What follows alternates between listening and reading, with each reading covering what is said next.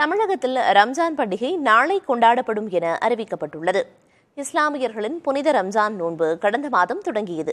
நாள்தோறும் இஸ்லாமியர்கள் நோன்பு இருந்து சிறப்பு தொழுகையில் ஈடுபட்டு வருகின்றனர். இந்நிலையில் பிறை தென்படாததால் நாளை தமிழகத்தில் ஈகை திருநாள் கொண்டாடப்படும் என தலைமை ஹாஜி சலாவுதீன் முகமது அயூப் அறிவித்துள்ளார்.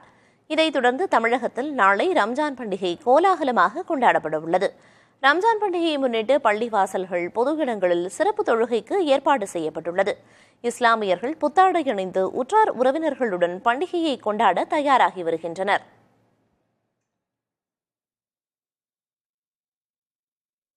புனித ரமலான் மாதம் ஆரம்பித்து இன்று 29 நாட்கள் நிறைவாகி இருக்கின்றன.